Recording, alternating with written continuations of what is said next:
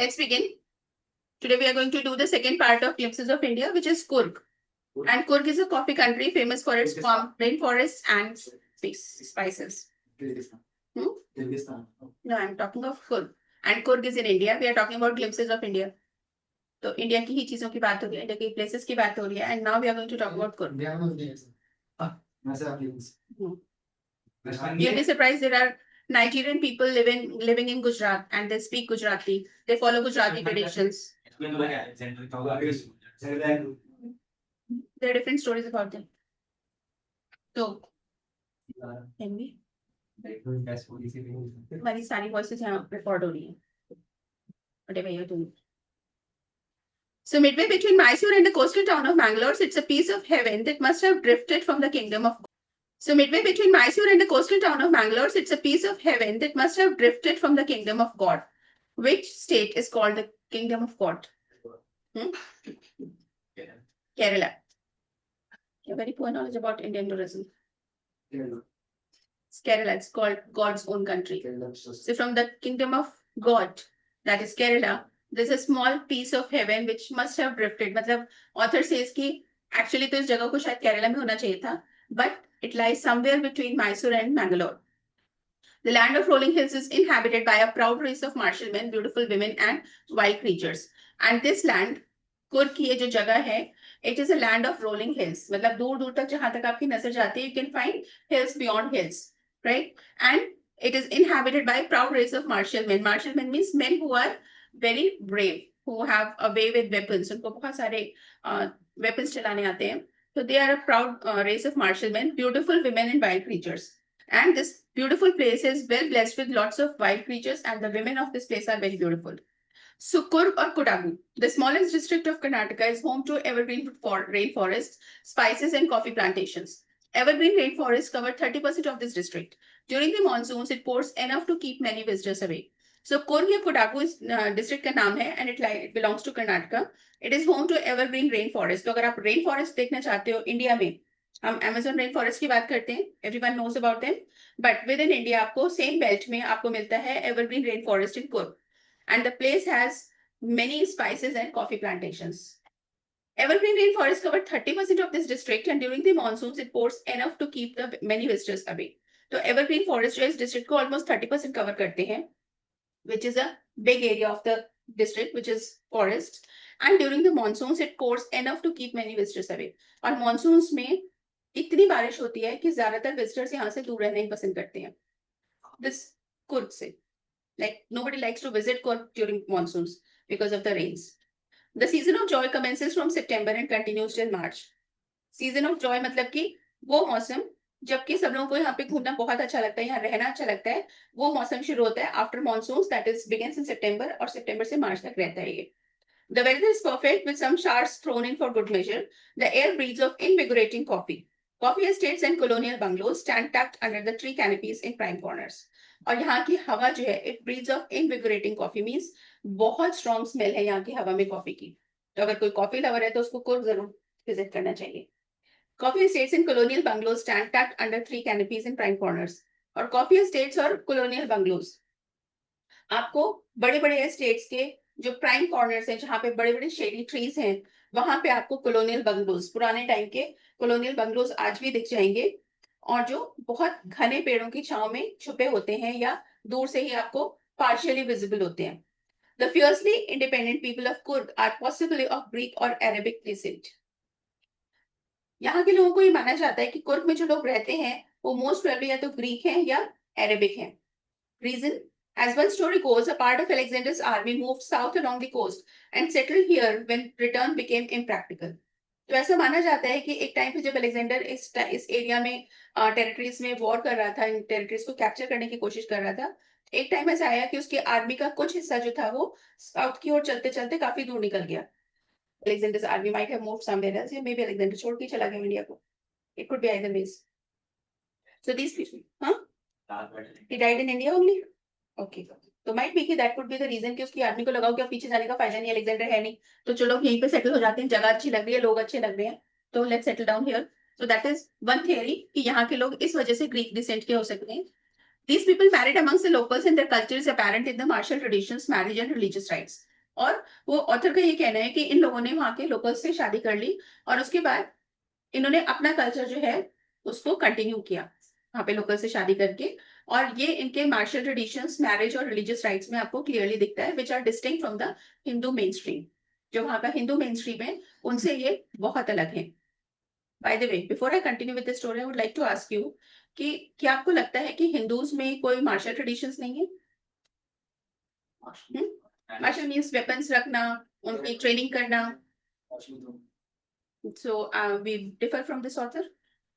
Author तो यही कह रहे हैं कि मेन स्ट्रीम हिंदू के जो लोग हैं उनसे बहुत अलग है इनके ट्रेडिशंस, क्योंकि ये ग्रीक ट्रेडिशंस को फॉलो करते हैं। वेपन की स्टाइल एब्सोल्युटली अलग है, बट ये ऑथर का कहना है, हमारा नहीं।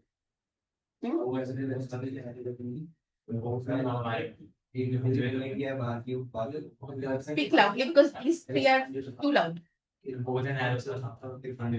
हमारे स्पीयर्स भी थे, swords भी थे। मैं अभी recently I went to Jodhpur, और वहाँ का जो जोधपुर का जो पैलेस है, फोर्ट, सॉरी जोधपुर फोर्ट में गई थी वहाँ पे। तो वहाँ पे पूरा वेपन्स का एक उन्होंने छोटा सा यूनिट बना रखा है, म्यूजियम बना रखा है, और उसमें जितनी तरह की तलवारें और जितनी तरह की गन्स थी, that was really surprising. And they not only made it but they also imported it from various countries. तो उनके ओरिजिन के बारे में भी वहाँ पे मेंशन किया हुआ था। So let's come back to this. So we differ from the author on this point कि उसके हिसाब से हिंदू मेन स्ट्रीम्स में जो है वो मार्शल ट्रेडिशंस नहीं है, जबकि we don't agree with that. The theory of Arab origin draws support from the long black coat. और दूसरी स्टोरी ये कहती है कि वो लोग अरब डिसेंट के हैं। इसके पीछे कहानी ये है कि वहां पे जो लोग कपड़े पहनते हैं, इट ड्रॉ सपोर्ट कि अरब लोग जो हैं वो लोग भी कुछ ऐसे ही कपड़े पहनते हैं। They wear a long kaftan kind of thing, a long black coat with an embroidered waistband worn by Kodabus, known as kufiya, and वो लोग उसको कुपिया बोलते हैं, ठीक है। It resembles the kufiya worn by Arabs and Kurds. Arabs and Kurds जो है वो कुफिया बोलते हैं अपने उसी टाइप के सिमिलर टाइप के ड्रेस को, और वैसे ही फैब्रिक और वैसे ही ड्रेस ये लोग भी यहाँ के लोग भी पहनते हैं। तो इसलिए कुछ लोगों को ये लगता है कि probably they are from Arab descent, क्योंकि इनका जो पहनावा है वो अरब और कर्ड से ज्यादा मिलता जुलता है। They symbolize it with their dress ना। हमारे इंडिया में जितने भी स्टेट्स हैं ऑलमोस्ट हर स्टेट की एक अलग ड्रेस है। तो कर्नाटका का ये जो पर्टिकुलर रीजन है, क्या मतलब हम लोगों ने बनाई है ना, यही होता क्या है, लोग ही बनाते हैं ना कल्चर। तो अब आज के डेट में जो कल्चर है नॉर्थ इंडिया में, सबको टी शर्ट और जीन्स ही पहननी है, ज्यादातर आप लोअर पहन लेते हो, यही आपने कल्चर बना लिया ना आज में। लेकिन आप आज से 50 साल पीछे जाओ तो आपके दादाजी जो थे वो धोती कुर्ता पहन के घूम रहे थे, और उनसे 50 साल पहले जाओ तो man used to wear only dhoti, dhoti के साथ में गमछा लटकाते थे, वो कुर्ता भी नहीं पहनते थे। हाँ जनेऊ पहनते थे, बट वो टॉप यूजुअली जो थे वो टॉपलेस रहते थे, बिकॉज गर्मी बहुत पड़ती है इस एरिया में, तो दे वर ओके विद दैट आल्सो। तो जितना आप पीछे जाओगे अपने ट्रेडिशन में आपको कुछ कुछ चेंजेस मिलेंगे, बट अगर हम कल्चर की बात करें, आज अगर कोई यहाँ नॉर्थ इंडिया में आकर के पूछे कि यहाँ का कल्चर क्या है, यहाँ के लोग क्या पहनते हैं, तो सबसे पहला जवाब होगा जीन्स टी शर्ट। इट्स वॉन्ट by almost everyone irrespective of gender. तो ये कल्चर हम ही तो बना रहे हैं, तो culture is always made by people. So coming back to the story, Kurgi homes have a tradition of hospitality, and they are more than willing to recount numerous tales of valor related to their sons and fathers. The Kurg regiment is one of the most decorated in Indian Army, and the first chief of Indian Army, General Cariappa, was a Kurgi. So Kurgi homes में बहुत ही अच्छा tradition है hospitality का। उनके घर कोई भी जाए तो वो बहुत खुश होते हैं और मेहमान नवाजी बहुत अच्छी करते हैं। And they are more than willing to recount numerous tales of valours, और वो हमेशा उत्सुक रहते हैं कि कोई उनकी कहानियां सुने। उनके पास ढेरों कहानियां हैं उनकी वेलर की, उनकी ब्रेवरी की, related to their sons and fathers. उनके सन्स और फादर्स ने जिस तरह की बहादुरी दिखाई है, उससे रिलेटेड उनके पास बहुत सारी स्टोरीज हैं।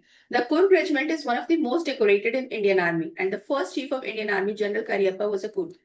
यहाँ तक कि इंडियन आर्मी में भी एक कुर्ग रेजिमेंट है, जिसमें कहा जाता है कि सबसे ज्यादा बहादुर लोग, जो सबसे ज्यादा मेडल्स अगर किसी रेजिमेंट को मिले हैं तो वो कुर्ग को।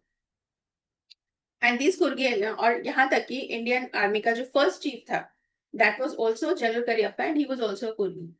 सो even now Kodavas are the only people in India permitted to carry firearms without a licence.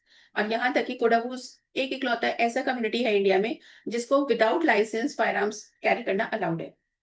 उनके अलावा अगर कोई और फायर आर्म्स कैरी करना चाहते तो you have to take a licence. जो ट्रेडिशनल स्पीयर के भी आप वो बंदूक भी रख सकते हैं। फायर आर्म्स की अगर बात हो रही है तो we are talking about guns. The river Kaveri obtains its water from the hills and forest of Coorg. और अगर हम रिवर्स की बात करें तो वहां की जो मेजर रिवर है दैट इज रिवर, क्या बताया था मैंने? Kaveri. Thank you Saina, you are listening. The river Kaveri obtains its water from the hills and forests of Kurg. Mahasir, a large freshwater fish, abound in these waters. Kingfishers dive for their catch, and wild squirrels and langurs drop partially eaten fruit for the mischief of enjoying this splash and the ripple effect in the clear water. बहुत ही beautifully author ने इसको describe कर रहा है वहां की wild life को और वहां के फॉरेस्ट को। तो रिवर कावेरी जो है वो उसको पानी मिलता है from the hills and forest of Coorg. तो कुर्ग के फॉरेस्ट और हिल्स हैं जिनसे कि कावेरी रिवर में पानी आता है। And mahseer is a large fresh water fish abound in these waters. और एक महासीर नाम की एक फ्रेश वाटर फिश होती है जो कावेरी के पानी में बहुत मिलती है। इनफैक्ट रिसेंटली अभी I was talking to somebody who said कि महासीर को टाइगर ऑफ द गैंजेस भी कहा जाता है। इनफैक्ट गंगा रिवर में भी ये मिलती है। And it is called the tiger because अगर आप एक स्किल फिशरमैन नहीं हो तो चांसेस हैं कि वो आपको ही खींच के ले जाएगी आपके फिशिंग हुक के साथ में। वो फंसती नहीं है, फंसाती ज्यादा है। Mahseer is a very powerful fish. Kingfishers dive for their catch. और आप इन जंगलों में देख सकते हो कि किंगफिशर जो बर्ड है वो किस तरह से डाइव करती है रिवर में अपनी शिकार को पकड़ने के लिए, टू कैच। स्क्विरल्स एंड लंगूर, और स्क्विरल्स और लंगूर जो कि पेड़ों पे बैठे रहते हैं, किस तरह से वो पार्शियली ईटन फ्रूट को यूं ही पानी में डाल देते हैं just to enjoy the splash and see the ripple effect in clear water. इतना क्लियर वाटर है वहां का। Elephants enjoy being based and scrubbed in the river by their mahouts. और एलिफेंट्स को जो है वो भी बहुत खुश होते हैं क्योंकि रिवर का पानी इतना अच्छा है और महावत्स वहीं ले जाकर के अपने एलिफेंट्स को नहलाते हैं, उनको स्क्रब करते हैं, सो दे विल एंजॉय। तो बेसिकली इस पर्टिकुलर पैराग्राफ में ऑथर ने बहुत अच्छे से डिस्क्राइब करा है कि वहां की रिवर, अगर आपको उसके डिस्क्रिप्शन आए कि वहां का नेचुरल फ्लोरा एंड फोना कैसा है, तो दिस इज द पैराग्राफ जो आपको आंसर में लिखना चाहिए। The most laid-back individuals become converts to the life of high-energy adventure with river rafting, canoeing, rappelling, rock climbing, and mountain biking. और जो मोस्ट लेड बैक इंडिविजुअल्स, मतलब बिल्कुल आलसी वाले इंडिविजुअल्स भी जो होते हैं, लोग होते हैं, वो भी यहाँ पहुंच करके हाई एनर्जी एडवेंचरस बनने में कन्वर्ट हो जाते हैं क्योंकि this place has lots and lots to offer when it comes to adventures. जैसे कि आप रिवर राफ्टिंग कर सकते हो, कैनोइंग कर सकते हो, रैपलिंग, रॉक क्लाइंबिंग और माउंटेन बाइकिंग भी इन एरियाज में बहुत करते हैं लोग। So numerous walking trails in this region are a favourite with trekkers. और बहुत सारे ट्रेकर्स को यहाँ पे बहुत सारी वॉकिंग ट्रेल्स मिलती है। तो अगर आपको ट्रेकिंग का शौक है तो this is the place for it. Beautiful place. Birds, bees, and butterflies are there to give you company.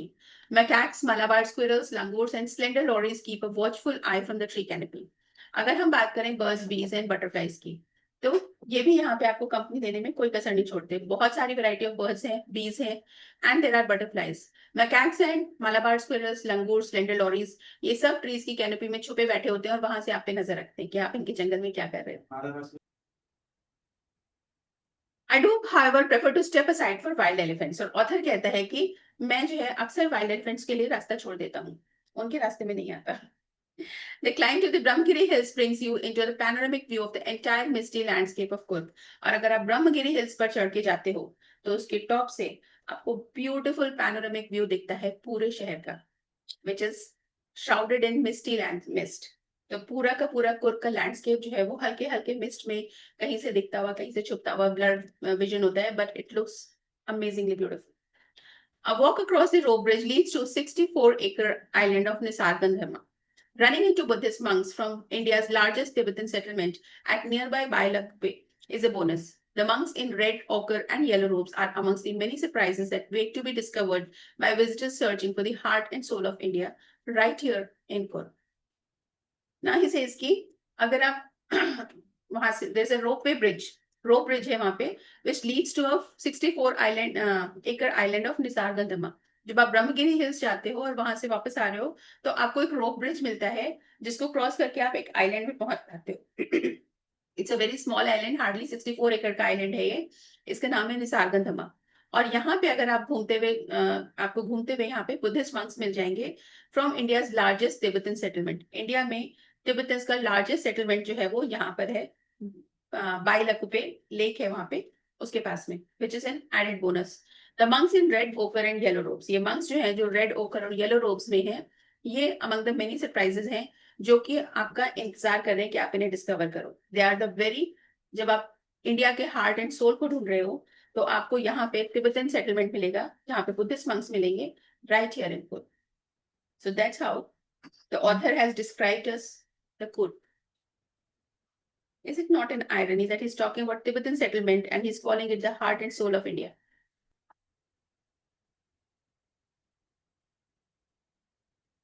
Fact 5. Madikeri, the district headquarters is the only gateway to Kurg. अगर आपको कुर्ग पहुंचना है तो आपको मादिकेरी से जाना पड़ेगा. The misty hills, lush forest and coffee plantations will cast a spell on you. और इस जगह पे आपको मिस्टी हिल्स मिलेंगी, बहुत घने हरे भरे फॉरेस्ट हैं, मेनली रेन फॉरेस्ट है यहाँ पे, तो हमेशा खूबसूरत लगते हैं वो. And there are coffee plantations. ये सब आप पे एक जादू सा कर देते हैं. Find a resort, coffee estate or stay in a home for truly Kurgi experience. आप चाहो तो होम स्टे ले सकते हो अगर आपको सच में कुर्गी एक्सपीरियंस चाहिए तो. Otherwise you can find a resort और may be a coffee estate. वो लोग भी आपको अकोमोडेशन प्रोवाइड करते हैं. You can reach there by air. The nearest airport is Bangalore और बैंगलोर, आइदर ऑफ देम, कोई सा भी आप ले सकते हो. There are flights to Bangalore from Mumbai and to Bangalore from Ahmedabad, Chennai, Delhi, Goa, Hyderabad, blah blah. Similarly, you can reach there by rail or by road also. So this is the story of Kurg.